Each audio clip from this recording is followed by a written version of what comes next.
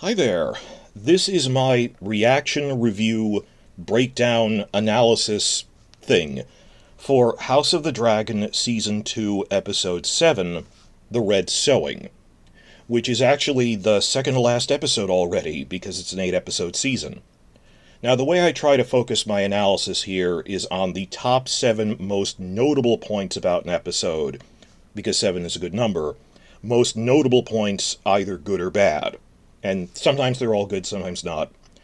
And obviously, the bulk of this episode is about the new Dragon Rider tryouts, the Red Sowing, also known as the sowing of the dragon seeds. That's going to be most of the video. That's the first 2 points. The last points are shorter. Point 1 is going to be on how they filmed it by going through the behind-the-scenes videos, which is very impressive. That it's not just throwing spectacle at the screen. When they describe the real cinematography that went into this and the choices they made, it's really good. And then point 2 is going to be specific things they came up with for the characterization and TV-specific backstories for the Targaryen bastards themselves. They had to expand on that a bit from the book, because it's an outline. So, to dive right into this, Ryan Condal confirmed that yes, a couple of weeks before the season came out, he said, there's 2 big sequences we filmed for this season. You can only really do 2 big things per season. The first is Rook's Rest. Yes, he confirmed that the Dragon Rider tryouts, the Red Sowing, is officially the second big event. That's what he was always referring to. For everyone going, oh, the finale would have the giant battles in it. You are rushing.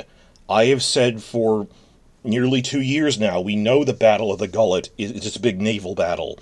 Is not in Season 2 because we would have noticed them filming it through the spy photos that you can't hide something that big. So if anyone got hyped up about that, you probably weren't watching my channel. Tell me in the comments if you've been following me, that I hope you aren't. Some people are saying I'm disappointed in Season 2 because I hyped myself up to believe they would go that far in the story when we had no evidence of that and I'd come to accept it.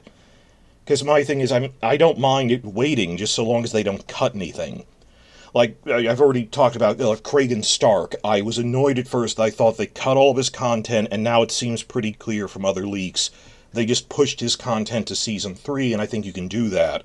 So whatever. I mean, like, the Tullys in Game of Thrones didn't actually show up until Season 3, but it was still pretty book accurate up to that point. So, this is the second big thing, and you really realize that when you see the behind-the-scenes video. I know not everyone checks it out. They're free online on YouTube. That the amount of planning and coordinating that needs to go into the camera work, and then on top of that, I mean, they don't have a dragon, but they have live fire, that they were lighting 12 people on fire at a time. There's all this safety planning you need to do. In some ways, it's harder to work with a dragon in the sense that it's blue screen. You can't see what you're interacting with. So all of the planning and the cinematography as an art form that went into it was very impressive. And if you think, well, it wasn't like, contrast this with the Battle of Rook's Rest, where they had like 300, 600 extras, I have to check, that logistically that is a different kind of complicated, but in terms of the planning of the special effects on this was its own kind of difficulty. And on top of that, it's really expensive. There's only so much you can do. I saw a nice breakdown by winterscoming.net, had a good article on, they actually sat down and, looking at supercuts that are already online, managed to count up which episodes of Game of Thrones and House of the Dragon had the most on-screen dragon footage. And even like the height of Game of Thrones was usually no more than 3 minutes, because it happens in short bursts. Like even like the end of Season 6, burning the slaver fleet, is relatively quick.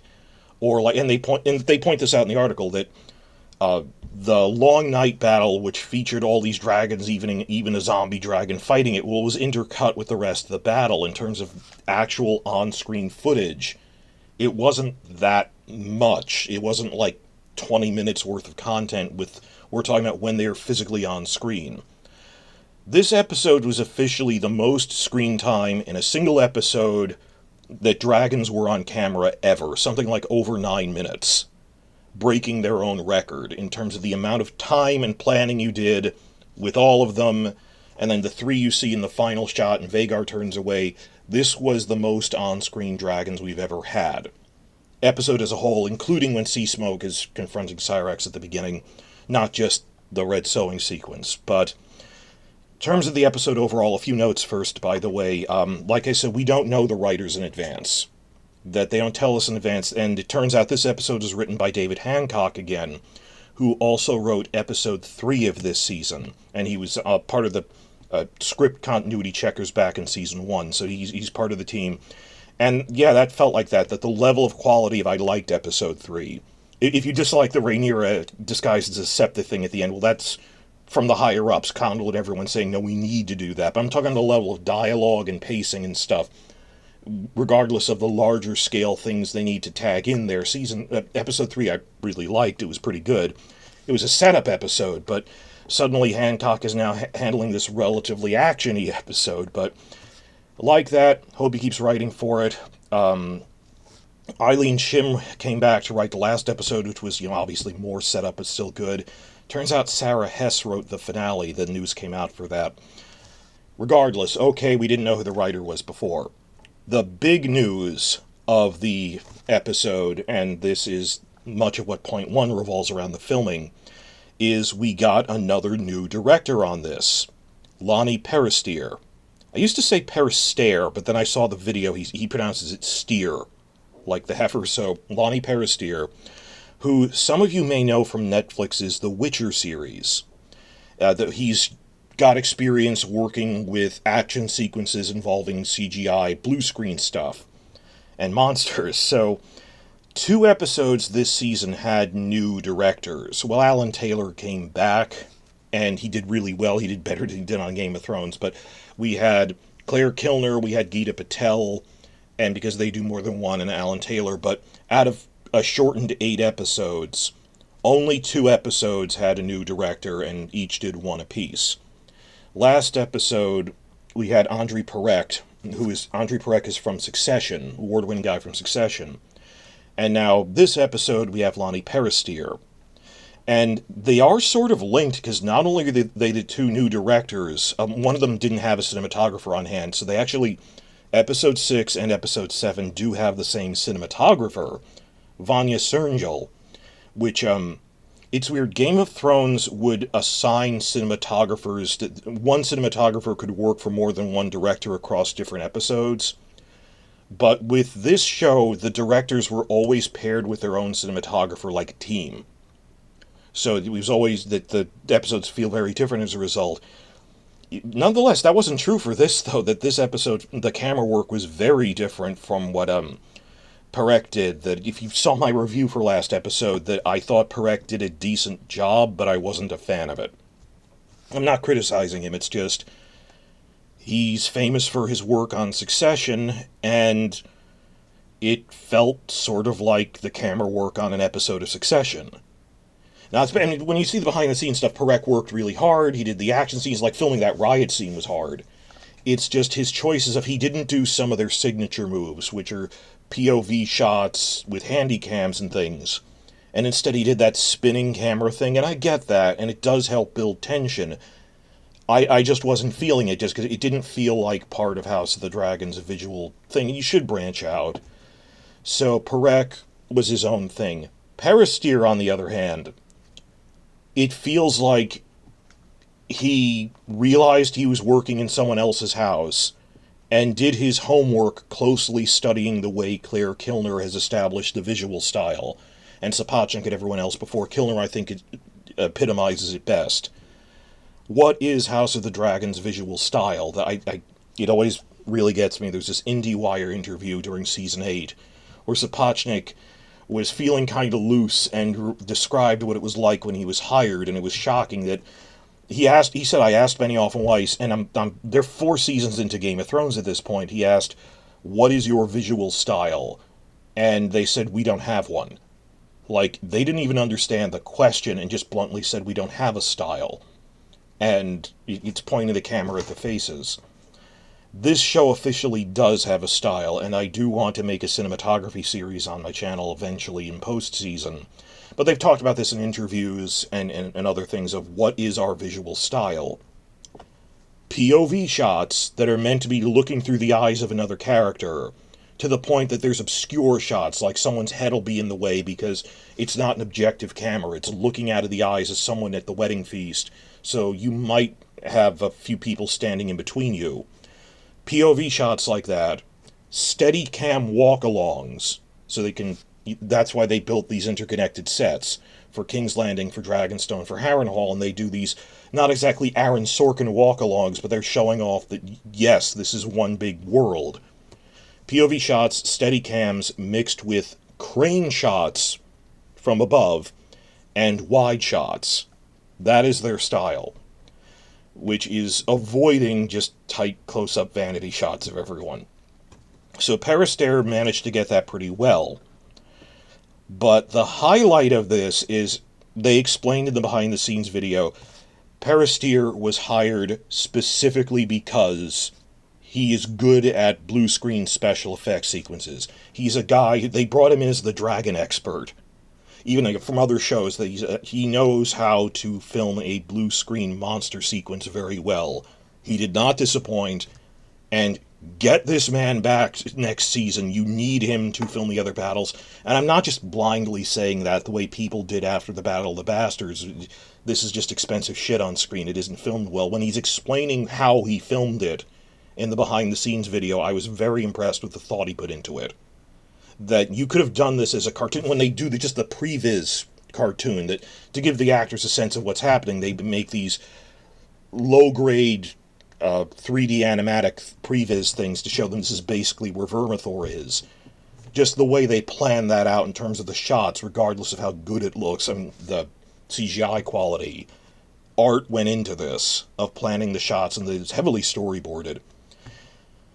Another thing is they move this around slightly, but this is fine. Even the book fan sites thought this was fine. In the book, the Dragon Seed tryouts are outside, that they go to the lairs of the different dragons around the mountain, but they're outside. This, they had them all come into one cave, Vermithor's lair, specifically for him. That makes complete sense for a TV show, both for time constraints and because being a little darker helps hide. The CGI is really expensive, and you can hide a few things and don't have to get it too detailed if it's a little dark. I think Vermithor is still clearly visible, but, it's just cutting the corners where you can, where people won't notice. It helps that it's in darkness. So that was completely fine, but more for time reasons than for that, of, okay, have it be these tryouts where they're all trying to... And I like, again, even Westeros.org said, like Linda said, what are we going to do? Have them line up, have him eat one, you hear a Wilhelm scream, then go next and send in the next one. That would be silly if people were going up one at a time lined up like that, because in the books this happened over days. So that's fine the way they work this around. But in terms of the way they filmed it, this specific sequence, the sowing of the dragon seeds, the standout thing is, of course, and they point this out in the video, the 3-minute handheld camera one take, following Hugh around as he scrambles through the bottom of the dragon lair, up until when he confronts Vermithor face to face. That it starts with when someone on fire is falling off of the top of the platform. He looks up, he moves around, and the camera's moving. It's this handheld thing, but it's all one take. And they go over this extensively in the video. They are right to be proud of it. And not just steady cams, I mean handheld cameras. They said it's handheld to be really chaotic when they need to. Steady cam, it's a rig that's on the cameraman so they can walk around, but it's still pretty even. Mix of that, but just the one take and how they planned it out. And this is the central thing of point one here. Pausing for emphasis. There's a right way to do long takes and a wrong way. Late Game of Thrones did it the wrong way. Perister just schooled us on how to do it the right way. Again, the whole thing, when I realized the central thesis of Game of Thrones is just, we kept thinking, oh, this is a weird writing decision. It's, they wanted to invent a scene where the camera is pointed at one of the lead actors' faces in tight close-up. They don't need dialogue, they don't need story reasons, that why is this happening? Because we wanted a good close-up scene. that you could even turn the sound off, that it's gibberish, and just that we were reading meaning into it.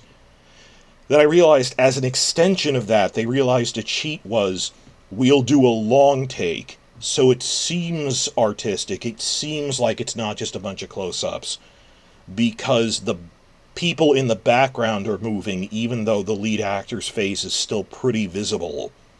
And it's like they're posing for a photo shoot, almost. That they're clearly in the center of the frame. You realize, it's the comparison I have is it's like advertising.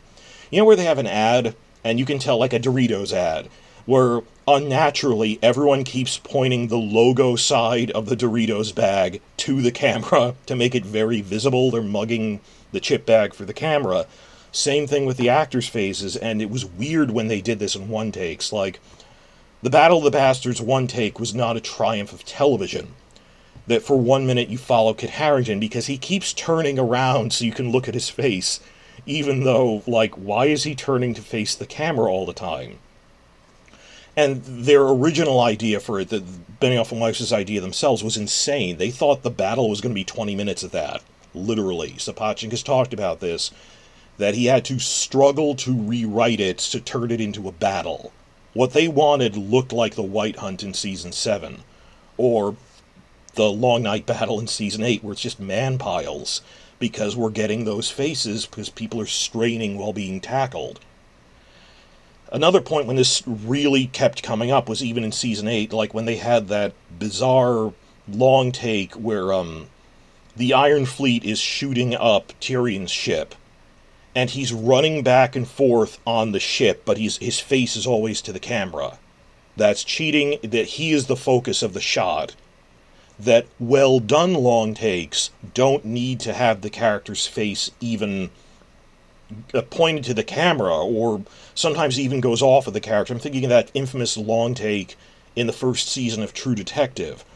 And I half think that Benioff and Weiss were trying to imitate how popular that was in by like 2015, that really impressed people, that True Detective long take, but I think they didn't understand what was great about it. So it was a poor imitation, not understanding you're not just facing the camera all the time in a long take. So in contrast, looking at this long take, not just at the thought that went into that there's stuntmen truly on fire, hanging from wires. When that guy falls at the beginning of the one take, that was a real stuntman on fire. And on hanging from wires and all this other stuff they had to plan out with real fire because it's too hard to do CGI. All of that. When you watch it, you just pay attention to, is Hugh facing the camera in every shot? And in some shots, but frequently it's the back of his head. And often the camera will pull off of Hugh to look at someone else being burned or to look up at Vermithor.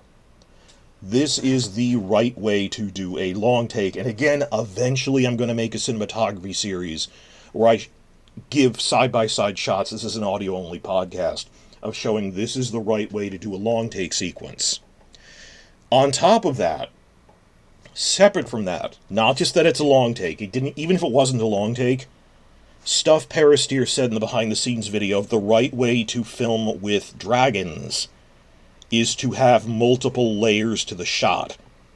Well, he said the right way to film a long take is not just that the people aren't just, there's one main character facing the camera. He said the right way to do a long take is there's something happening in the foreground layer and in the background layer, and maybe even the mid-layer. That there's more than one thing going on. So instead of just focusing on Kit Harington in the middle, and then there's just a blur of motion around him, that you're not really expected to be looking at things happening in the background of that shot in the Battle of the Bastards.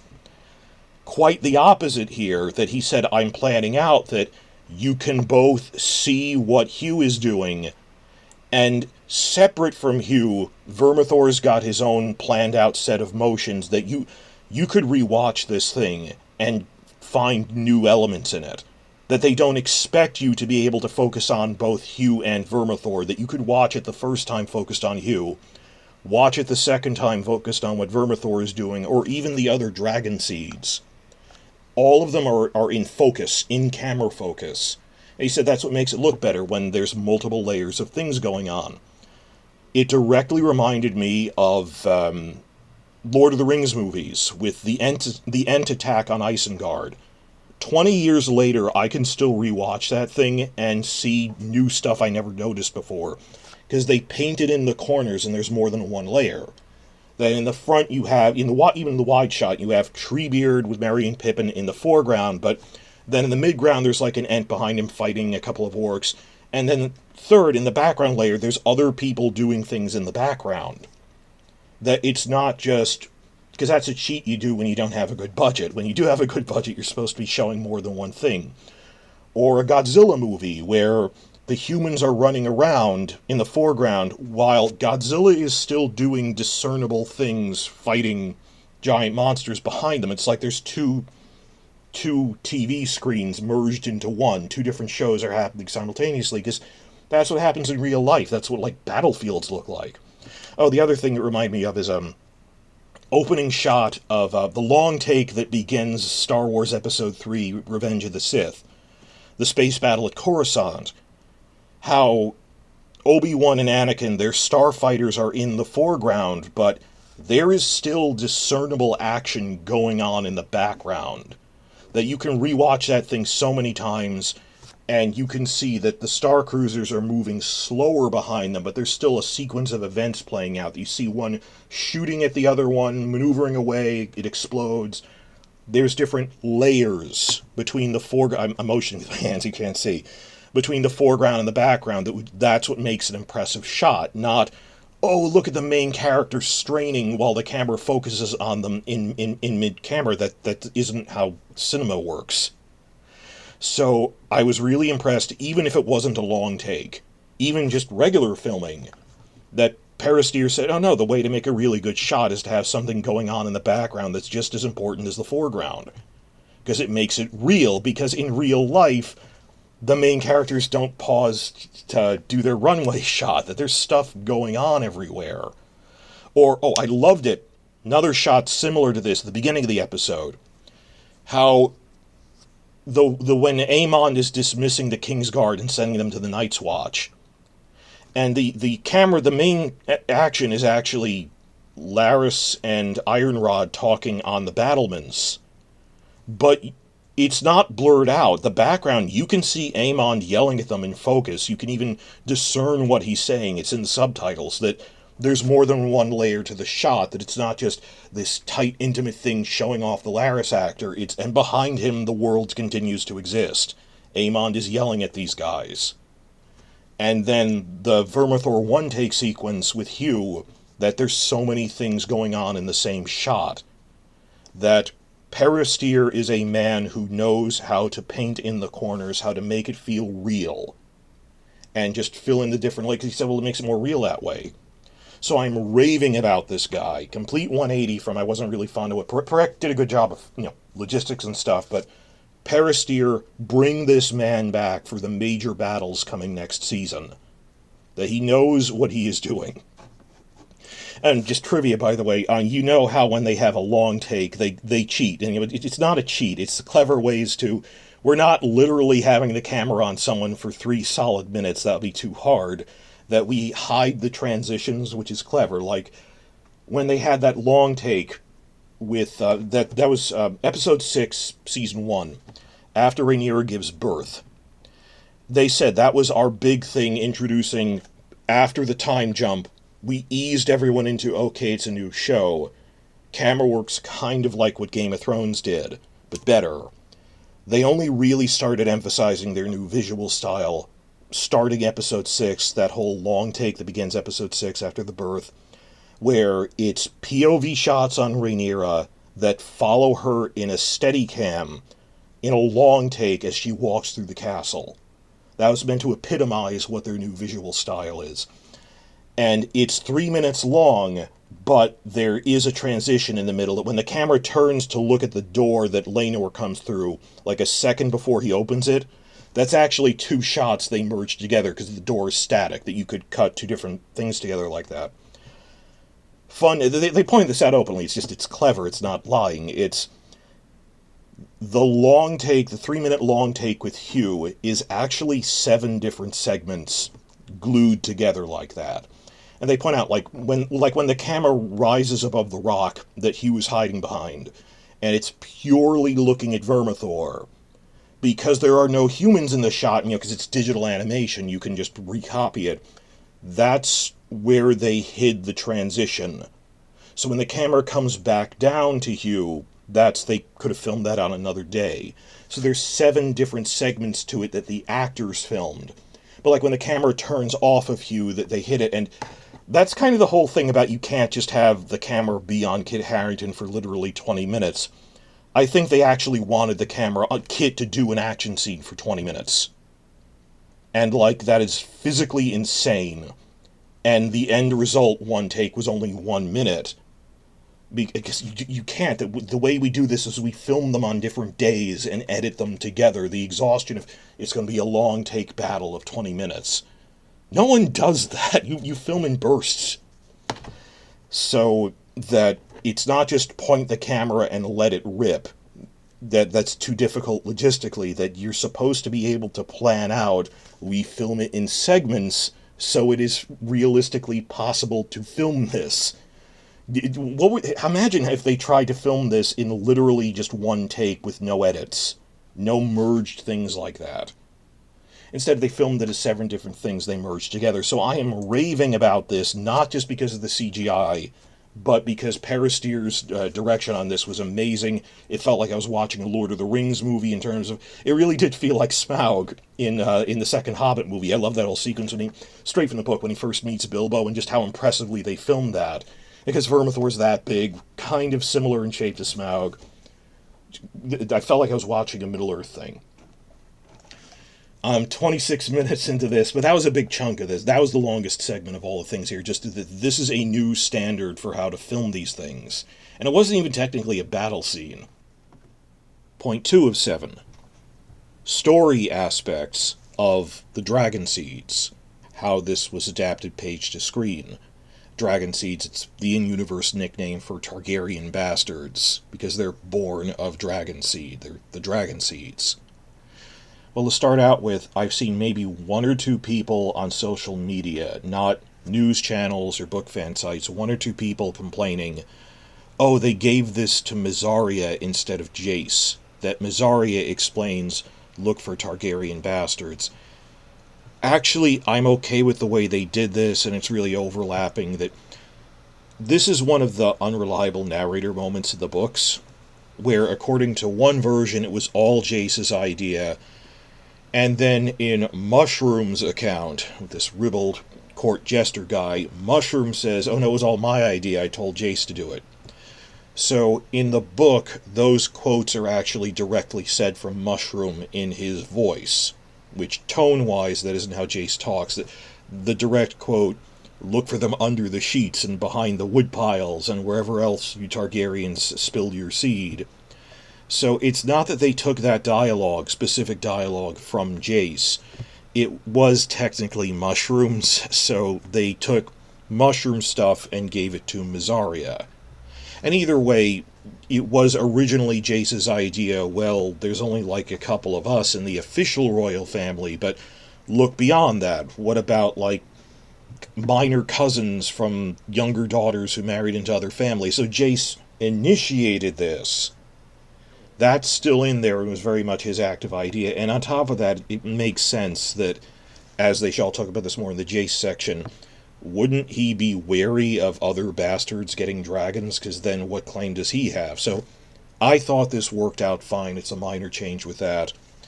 And on top of that, it makes sense that if you're going to give it to someone else, of all people, Mysaria was a brothel worker. I mean, logically, she has probably encountered other dragon seeds in the brothels of King's Landing and stuff.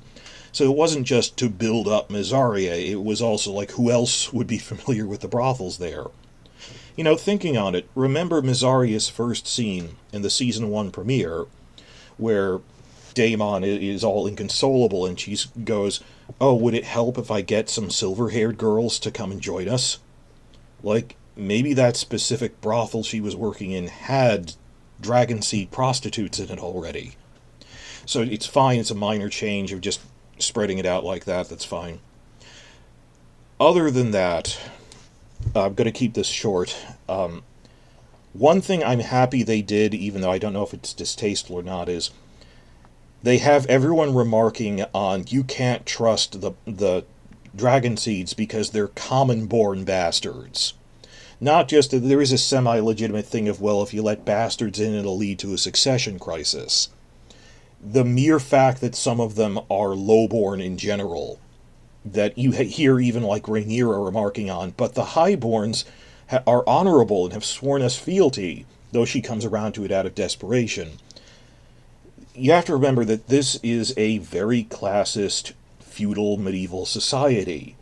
And this came up on Song of Ice and Fire novels as well, that there's this sampling bias that nearly every POV character is technically an aristocrat. Like Sansa, Arya, like almost all of them are aristocrats.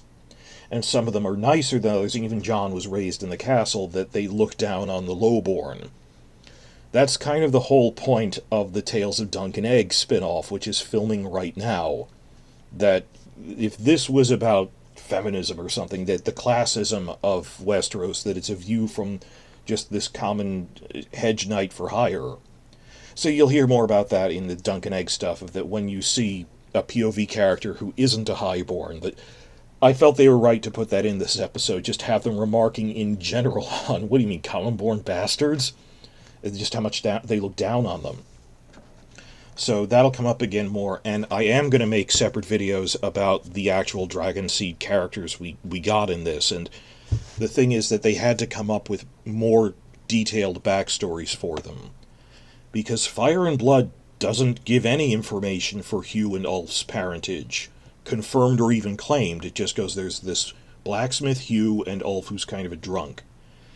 And the TV show said that Ulf thinks he might be a bastard son of Balon, Daemon's father. And Hugh, a little more, Hugh said he knew his mother. He's a Targaryen through his mother's side. He implied and all but stated that it was Sarah Targaryen, the ne'er-do-well, wayward younger daughter of King Jaehaerys. Which, for lore fans, we actually thought that was pretty exciting. I mean, one or two, like Westeros.org, is a little worried about do the dates match up. I think they do, so that's actually really interesting, because Sarah had a number of bastard sons in the books that just mentions they exist. We don't really know much about them. That's actually really cool, so I'll talk more about that in other videos, but I was fine with inventing that. And the other thing is, again, the unreliable narrator, that Ulf thinks Balon is his father, and I don't think he was lying to everyone in the bar. It's just, well, my mother always told me it was Balon, but it's not as if I ever met the guy. He didn't acknowledge me, so can I be 100% sure? I don't know. So that's fine, that's in universe. And quickly, I'm going to cover this in other videos, Corlys with Alan and Adam. Now, I've already talked about how, okay, they shifted things around a little bit for them, that they're not Laenor's sons. In the books, it was ambiguous that they claim they're Laenor's sons, when they're probably Corlys's, but there's just a hint of doubt. Stranger things have happened. Or like Rhaenyra's sons with Jace, that the book is actually ambiguous about maybe they just look like one of their grandparents, because they have non-Targaryen grandparents. You know, one of them's a Baratheon, the seed is strong. TV show presented that pretty straightforward, but here they maintain some ambiguity. Notice the contrast with that bastards don't know with 100% certainty who their grandparents were.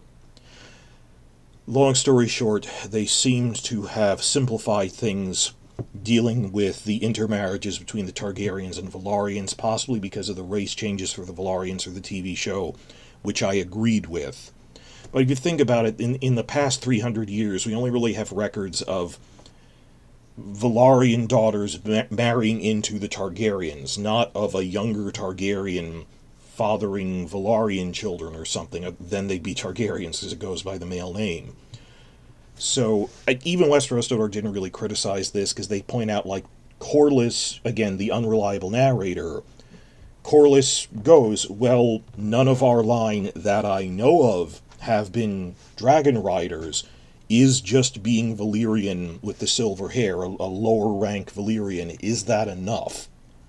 I don't think so, because based on the evidence, no Valarian has ever tried, and we have no examples of prior dragon riders. So it's that whole in-universe thing of I like how Tolkien with the Ents, there's a point where someone asked him a detailed question about, is Treebeard right about the origin of trolls and orcs? And he wrote back, Treebeard is a character in my world, and he is speculating. It's not supposed to be 100% accurate. So this is Corlys in universe speculating on, well, we're of old Valyria, but I don't think I have any dragon rider ancestors, and I never knew who your mother's parents were. And on top of that, they show there's like 40 people who are, these aren't all direct Targaryen bastards. These could be third or fourth generation descendants of dragon seeds, like one of my grandparents was a Targaryen bastard or something.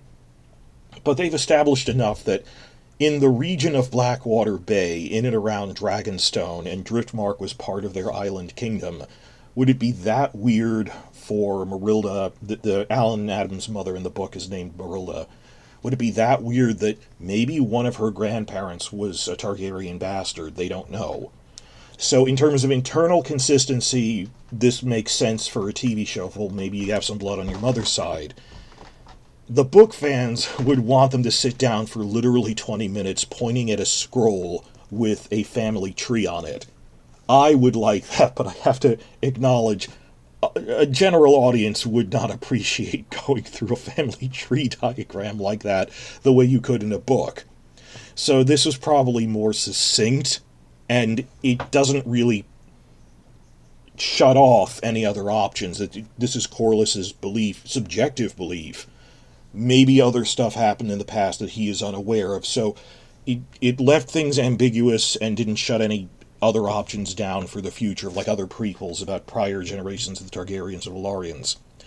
So I'll make more detailed breakdowns of this with images and family trees and stuff, but it's fine if just we don't really know that much about your mother. With how they handled Dragonseed parentage was the name of point 2 on my chart here.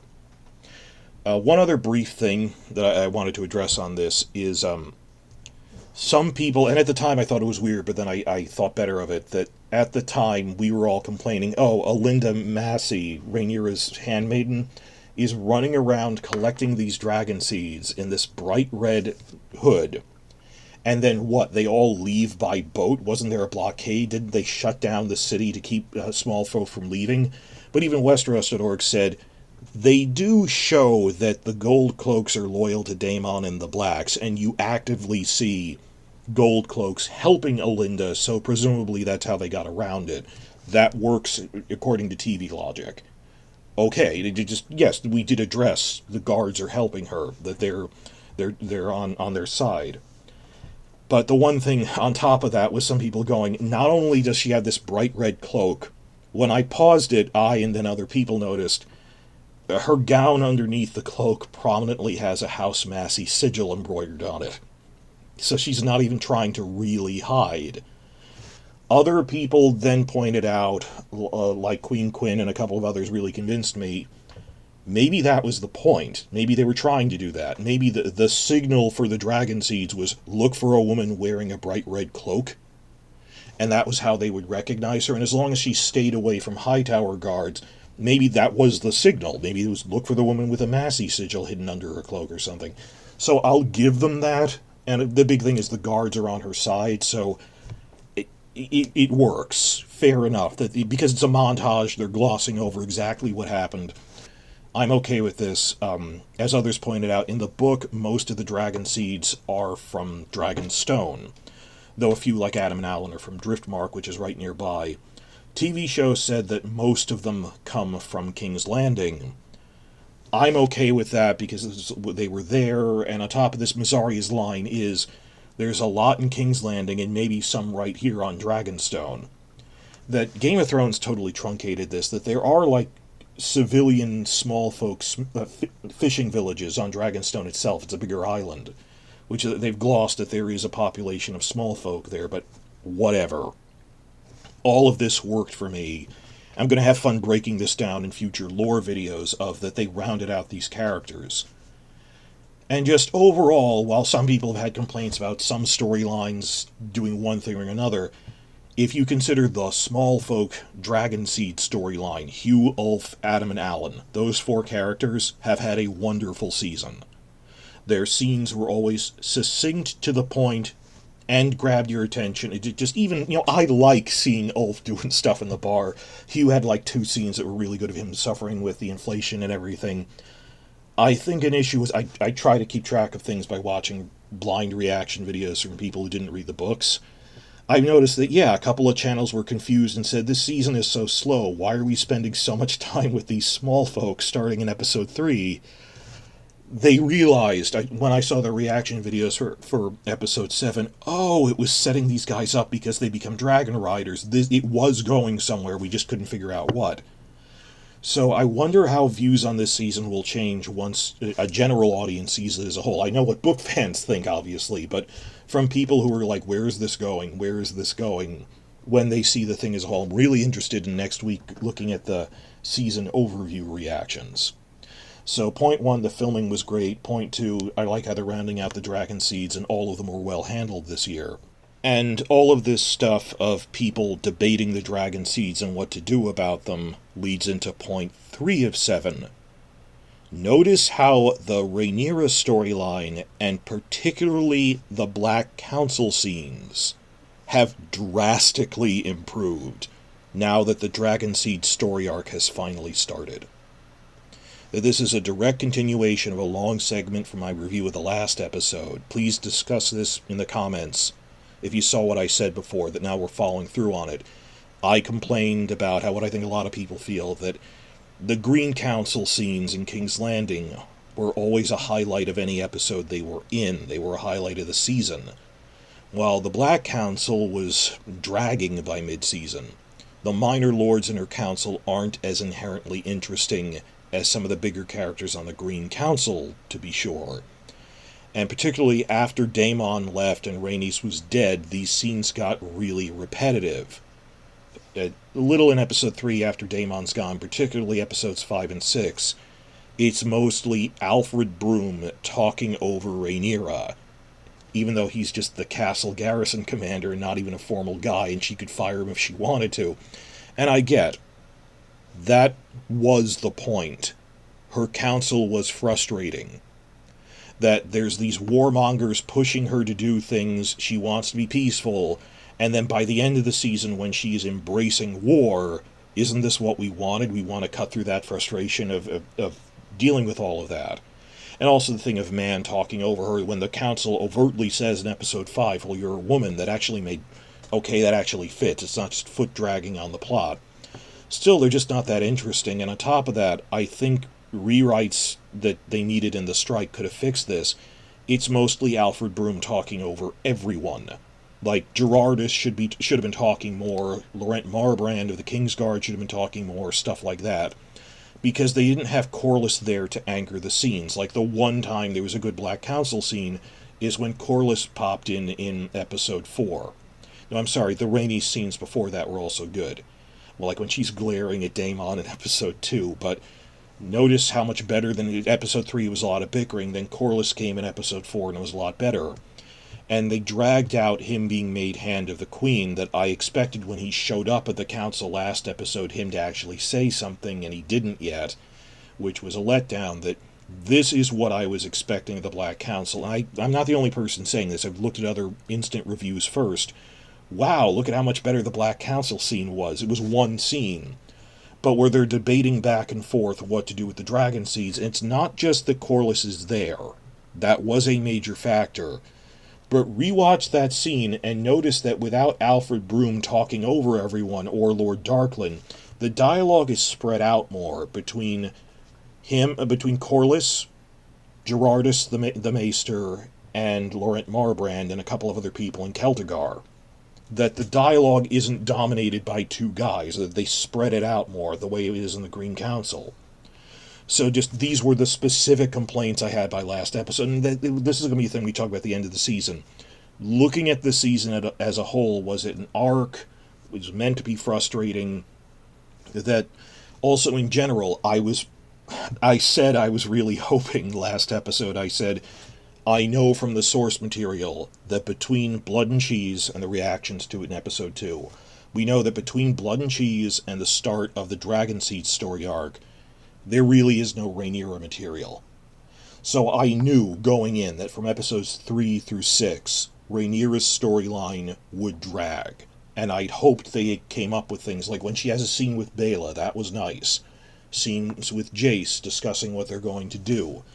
But she doesn't have much to do in the first place, and she doesn't even have Matt Smith as Daemon to verbalize things, or Rhaenys after episode 4. That's why it got a little thin by episodes 5 and 6. 5, I actually thought she had good Baela and Jace scenes, but we knew there was thin source material for this point, and I was hoping and praying last review, let's hope it picks up once the Dragonseed stuff, because there's this whole debate about, this is, as they say, our Godzilla threshold, that we are running out of options. We either take the risk of giving dragons to bastards who we may or may not be able to trust with such a weapon, or we accept that we're going to lose the war, that we are backed in a corner here. That is a big debate to have. This feeling of conflict is the heart of drama. Or that, wow, Corlys has to deal with the fact that he has these 2 bastard sons, and on top of that, how this will affect the succession and everything, and his choices with that. So that's all of point 3 here. The Rhaenyra and Black Council complaints we've had all season are fixed, particularly from mid-season.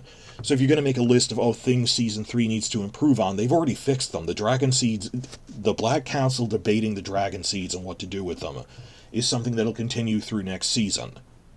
So that was great. Moving along, I said point 4 of 7, as I said, is specifically the Jace Rhaenyra scene. This was building up all season. This was a wonderful scene. Harry Collette did it amazing. This is the stuff we were missing. Great Rhaenyra scenes that aren't just, hey, I'm bickering with my counselors, but stuff rooted in character drama, and just finally bluntly telling her in words, when you let Harwin Strong into your bed, did it ever occur to you that I might end up looking like him, and how the hell would you explain it? That you think you really, as a teenager, she was a dumb teenager, any teenager's rash like that you really thought there would be no consequences and you could just get away with it, and if your father was willing to play along, that meant the rest of the world would too. What exactly was the plan? That he spells out, look, I know I'm a bastard, I don't even look Valyrian, my big claim to the throne is that I at least bonded with a dragon. But everything he says, that if a common bastard who looks more Valyrian than me gets a dragon, they arguably even have a better claim than I do.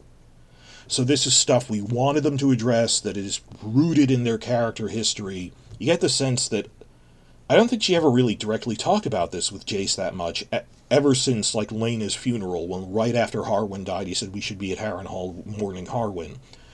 I don't think she ever really got around to discussing with him that much, even though they both knew that each other knew. It's just, how do we talk about this? So it's the central thing. And I'm not saying Rhaenyra is good or bad. I'm saying she's flawed, she was young, whatever. This happens in real life, of people having affairs and things. So I think Jace had a good season. And this is one of his top scenes. And they invented other things for him to do. Like episode 5, people knock episode 5. They invented Jace treating with the phrase.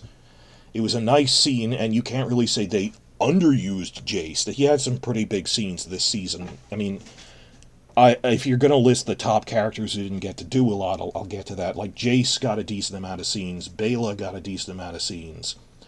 The Black Council was supposed to be dragging his feet, and now their storyline is kicked into high gear.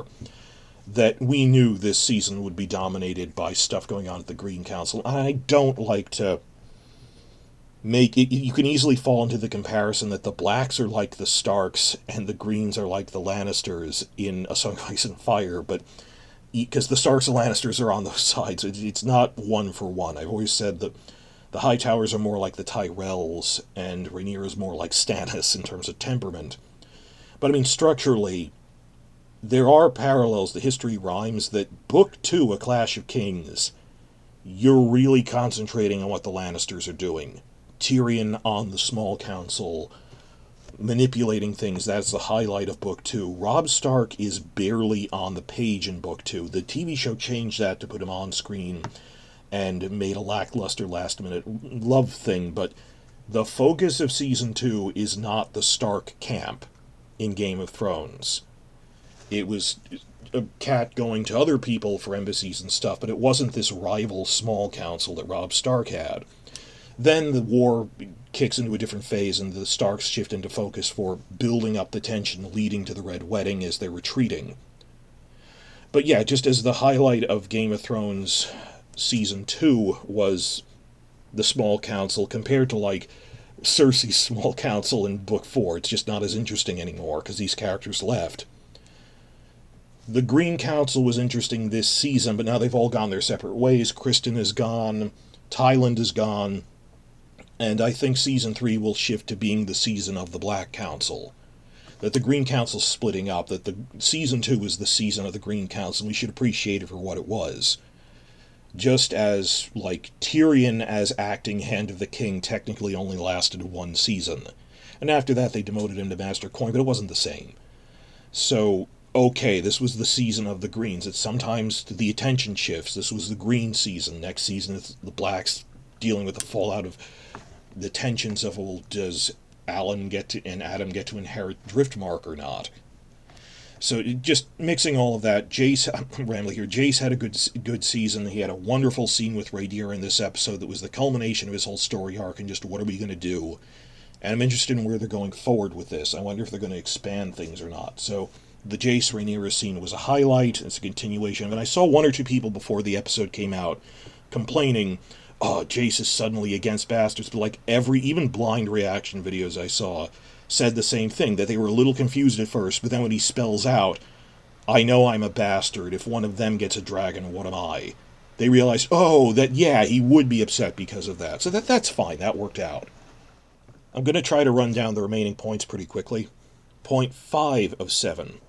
I listed in my notes as Larys and the other Green Council members in King's Landing, because I realize he's the through line across these three scenes. And they're not always in the actual council. The first one is, I already talked about it a lot at the beginning of the video, the opening scene where Aemond is excommunicating those two other Kingsguard appointed by Aegon and sending them to the Night's Watch, sending them to the Wall. And I like how it was filmed, that it's still going on in the background. But Larys meeting with Ironrod. I like this is really the first time Ironrod has been presented as having his own agency. He's usually the Greek chorus for the council. He gets decent amount of screen time and decent amount of dialogue snarking at people, but in terms of his own views on things as an individual, this is really the first time bouncing that off Larys, and they seem to be on the same page, that it makes sense that Aemond isn't listening to the council, he's undermining both of us, that they would be whispering behind his back.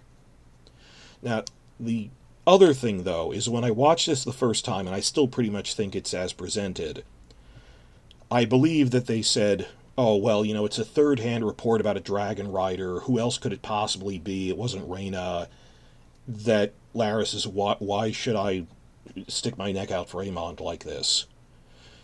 Since then, there have been fan theories which are better than, oh, time-traveling Bran, or maybe Alice Rivers is a ghost, we know she isn't in the book if you're not familiar with it, and then they prove she isn't in that episode where everyone else starts talking about her. Some are starting to theorize maybe Larys knew about the call for, dragon seeds, or at least had heard that Sea Smoke was having a new rider, and he's laying Aemond out to dry, that he's not going to help Aemond, he's setting him up to fail. There's some chinks in that, though, that, by the end of the episode, Aemond does know that they have other dragon riders, so if that was the plan, it didn't work. And there's a couple of other things that people have asked. How could Larys's spy network not pick up Mysauria's spies going through the city looking for dragon seeds? On the one hand, I can see that as a complaint. On the other hand, they are Mysauria's spies. That's the whole thing of having intelligence and counterintelligence. That she has a second... They're not just, we're sending random people through the city. That This is Mizaria's rival spy network, which is outperforming Laris's. I'm willing to accept. I wish they had more time to explain in more detail. Did Larry know and choose not to act on it, or is it he was outgambited by Mizaria? Hard to say. I'm not complaining. That there's all the subterfuge, the back and forth. We'll figure that out. But I like that, and that people are discussing it. I don't know. That's a big discussion point for this episode. Second thing is Orwyle. He has been a highlight of the season that he wasn't really a character last year. He is now. I liked every scene he was in. That we have Laris coming in to check on Aegon trying to walk again. And dear God, Tom Glencarney deserves an Emmy nomination for this season. He's just, after episode 2, it's just, you get a nomination, you get a nomination. Just for Rhaenyra, for Daemon, Liv Cook for Best Supporting, and Tom Glencarney for Best Supporting. That's the slate I want to see. That he did so much this season. That, and he was only in 2 episodes last year, that with the physical acting of representing pain realistically, and with his body language and the shouting, that it could just be, generic miming, that he really made it look realistic. And, I like that, I was worried last episode if they had him lose his left eye. The swelling was so bad it seized up, but because it would be difficult for the actor to work through that. That's fine. There's amazing physical acting. I'm going to talk about in other videos how Tom Glencarney explained all of this in an interview, that he put a lot of research into how would someone with these kinds of injuries move. That, rewatch this scene, he never turns his neck left. The idea is that burns are very painful to move. Even the scars are painful. So, because he was mostly burned on the left side of his body, particularly his neck to shoulder, he can't turn his neck left. That when he needs to look at Laris, he'll move his eyes left in their sockets. He can't turn his neck, or briefly he'll move his whole body. They even put this, a plastic appliance underneath the burn prosthetics to limit his range of motion on his left side. So they're really trying to play realistically with that. And, it's a miracle he's alive and in relatively intact state in one piece. That he should have been Ash, compared to being Ash, but he's still horribly hurt from everything. On the other hand, my issue here is with the timeline of how could he be healing this fast? And they do imply that a lot of time, that at least a couple of weeks have passed since Rook's Rest. And they do stress, we are trying to get him to do physical therapy much earlier than he should. That Orwell does hang a lantern on that. We are rushing. I'm not in favor of this. And I don't think, obviously Larry's doing it for his own benefit, but also happens to be for Aegon's. It's, you want to be bedridden with Aemond walking around looking for a chance to kill you, that he could smother you and say it was an accident if you're bedridden. So it's in Aegon's own interest. You need to be up and about. It's not just Larry taking advantage of him, that we don't have time to rest. This is serious.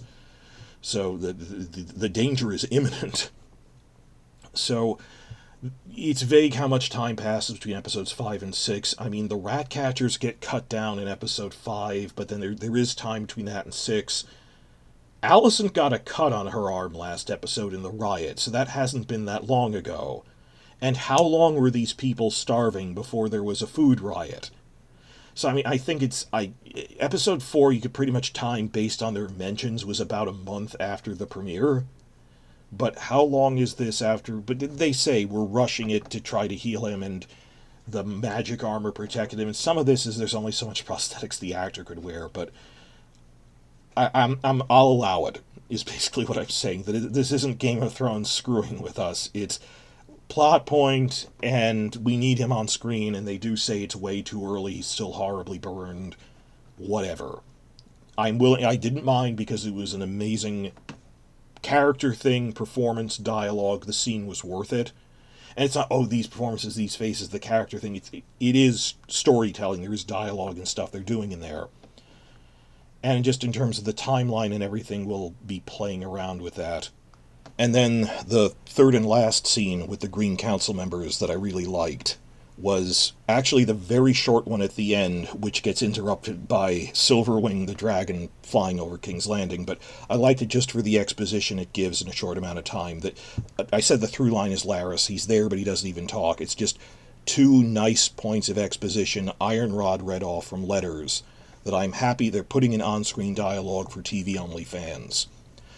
Army movements, and then Daeron. That last episode they mentioned, and I was happy about that too, that the Beesburys are harassing the Hightower army in the Reach. There's war in the Reach. They're a smaller army, so they're hit and run, harassing their supply lines and stuff. And now, in this episode, they're setting up, they have Ironrod mention, the Beesburys and their allies are attacking the Hightowers on two fronts, which is what happens in the book, leading up to the Battle of the Honeywine. So I don't know if they're going to introduce everyone who did this in the books. It was the Tarleys, the Rowans, and the Caswells. I assume the TV show would have at least the Caswells, because Season 1 set them up, that you killed their Lord too. They got hanged when he tried to escape. So they're setting that up, and I don't know if the TV show is going to say the Battle of the Honeywine happened off-screen, but we at least reference it, which is better than nothing. That happens in universe.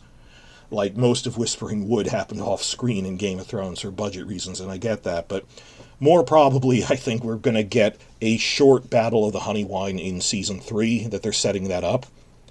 No, because they said he hasn't ridden his dragon yet. He would have had to ride his dragon for the Battle of the Honeywine to happen. So, okay, they're setting up the Battle of the Honeywine for next season. That the Hightowers are getting outmaneuvered by smaller armies hitting them on two fronts, front and behind.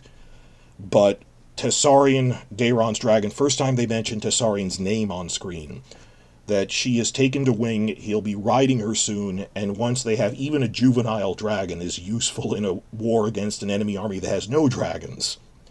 That very short, just two quick things of they're on two fronts, but Daeron's about to ride his dragon, the Hightower army's the biggest one in the field, they'll be unstoppable once they have Tessarion.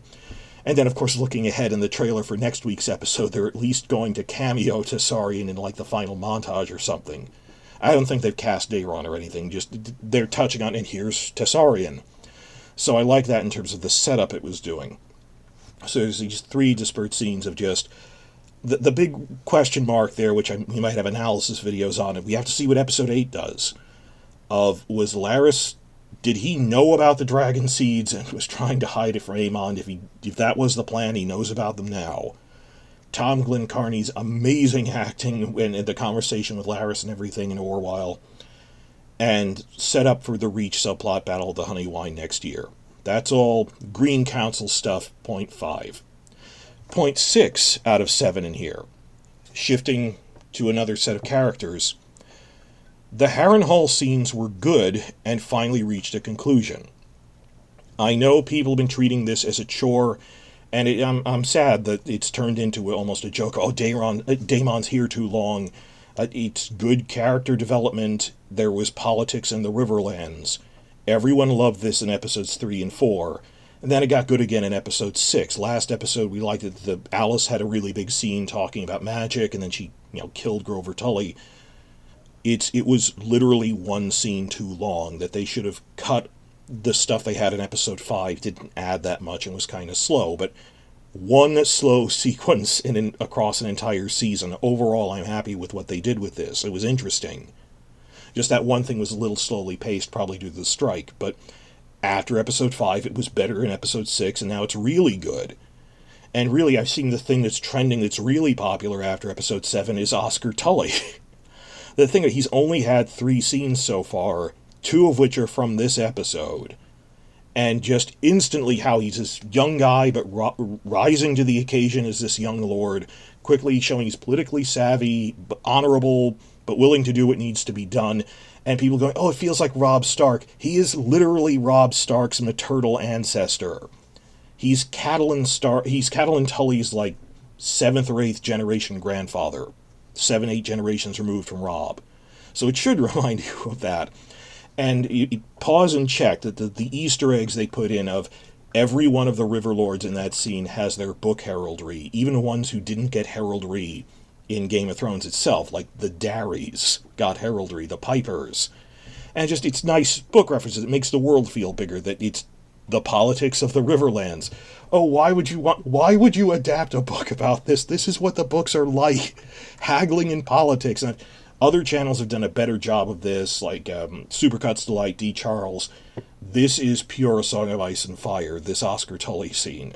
This, and the way it's paced, the payoff of it, this political grittiness, that was great. As for Daemon's arc overall, we'll see where that's going. I don't have a problem with it. I don't think it's a redemption arc, but he has to go from being ambitious guy to guy who's willing to do what needs to be done. I know, no book spoilers, but I think this makes sense for where he's going in the book. So you have to bring him back from that brink of, he did the blood and cheese thing. But also, as promised, remember last episode where I said I felt that Paddy Considine was wasted in a brief cameo, even though it was impactful, that he's just repeating what he said when he exiled him. It's not even a nightmare. That the memory of what actually happened without embellishment is upsetting, and how much this weighs on Daemon's mind when his brother, who did defend him, and that he hurt him, and so he sent him away. That was okay. This was better. That this is what made Paddy Considine coming back for a cameo. This transformed it from a gimmick to actually worth something. Just as, like, the first Millie Alcock cameo was okay, and I liked the second one better when she was on the throne, this was great. The crown hurts everyone who gets it. Do you even want it? This is what we wanted out of the Harrenhal arc. So this delivered on all of that. Where is Daemon's story arc going? That's a question for episode 8 and for the season review. Alice Rivers wasn't in this episode. She didn't need to be. It's instead of Alice, we got Oscar Tully. And I'm just excited that now we have people actually invested in Oscar Tully after this episode, and why you like this guy so much. That the story, that's the big lesson of the season, I think, is the story needs to expand beyond just Rhaenyra, Alicent, and Daemon.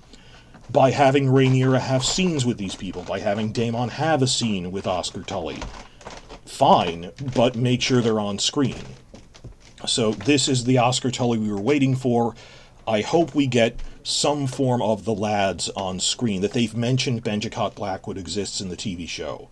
We'll see where they go with that. I think Sarah Snow might have been merged with Allie Blackwood, and they'll have Kragan Stark in there as well. We'll see how that happens. It'll come next episode. Moving on. Notice that out of my 6 points here, that this was easily, like many people are saying, and I agree, like the third best episode of the season. Like the top one was episode 2, and I really liked the battle in episode 4. Roughly the same quality level as the season premiere, and I really like the season premiere. So if you think about, 1, 2, 4, and 7 were great, but those setup things in 3, 5, and 6, 3 was great too. Just the SEPTA thing, it did what it needed to do. I didn't hate it, but it didn't really work for me. 5 and 6 is what we're going to be debating after this. Were they bad? Well, no, if you took out 5, that was the episode Bela did most of her stuff in, that Jace had good scenes in. It's like episode 5 was Team Black had a good episode. Then episode 6, Team Green had a good episode. It's like they took one episode, split it across 2 things. Again, I blame the writer's strike more than I blame them. But you'll notice I've only listed 6 out of 7 things. Point 7 was going to be more yelling along those lines. Point 7 here is listed as underused characters. And I realized the only one who's really underused, it's okay to have an Alicent scene that isn't taking screen time away from Bela, right? That they both had decent scenes this season. I think Helena was underused this season, that she isn't even in this episode. But I struck this point out because the trailer for next episode says she's going to be used very prominently. I have seen the leaked footage for next episode. She does prominent things in it. So that's a question for the season overall. How much do you use Helena? Because, she functionally went catatonic after Blood and Cheese, so it's not as if they're not adapting something we were looking forward to. But by the same token, my argument is, Helena lives with Alicent, and if you go, no, we need more Alicent scenes, there should have been scenes of Alicent visiting Helena more. And they tried. The food riot was Helena and Alicent. That's my one complaint. That they needed one less scene of Harrenhal in episode 5 and used that screen time for a better Helena scene in episode 5 would have drastically improved the season as a whole.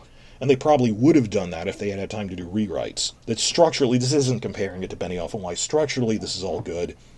Just the Helena thing a little, and like, oh, they underused Kragan Stark. We now know from, the trailers and everything, we're pretty sure Kragan is going to come south with his army. That these aren't things they cut, they're things they push to the next season. Fair enough. As long as we get it eventually, I'm not complaining. And similarly, like, Rhaena's scene was such a not scene in this. That there's really no dialogue. I don't think Jane Eyre even talks.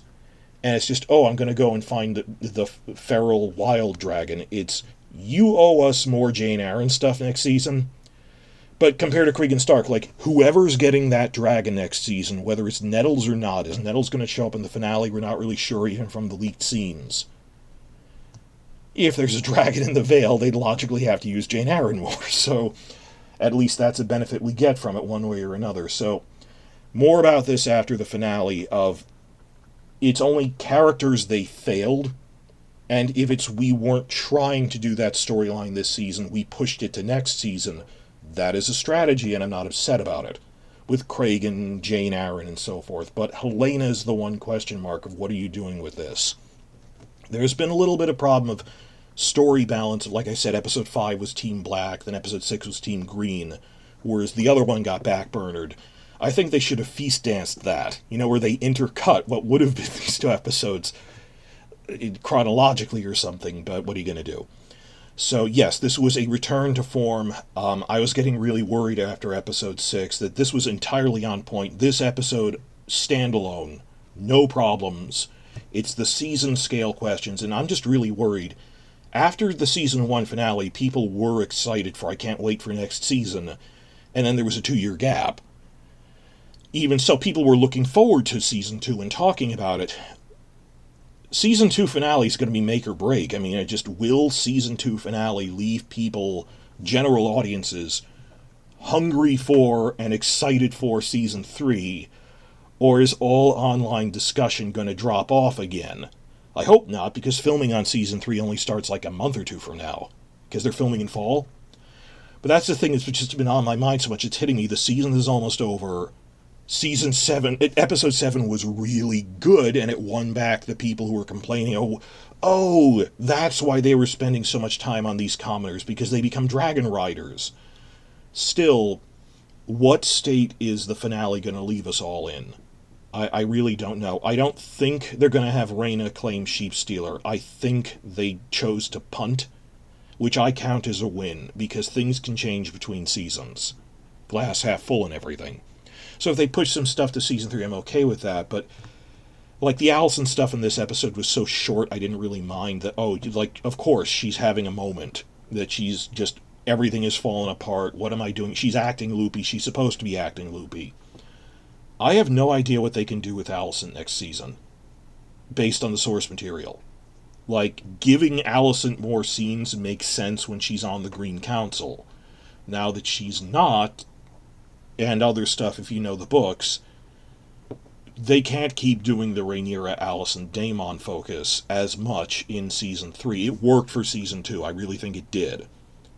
And if they were doing it a bit much in some episodes, then the next episode they made it a point to give Baela a big scene, or a big Aegon scene. That on a season scale, everyone pretty much did have something to do. But these are Season 3 problems, not Season 2, Episode 7 problem. Really like this episode. Please like and subscribe. I'm going to be making a lot of lore videos that I didn't have time to during the active airing season. As soon as the finale hits, I'm going to be making a ton of... Through the filming on Season 3 until Christmas, we're going to be making a lot of videos based on all this. Good times are here again. I don't want things to drop off again like they did after the last finale. But last time we had no news for 5 months. Not the case this time.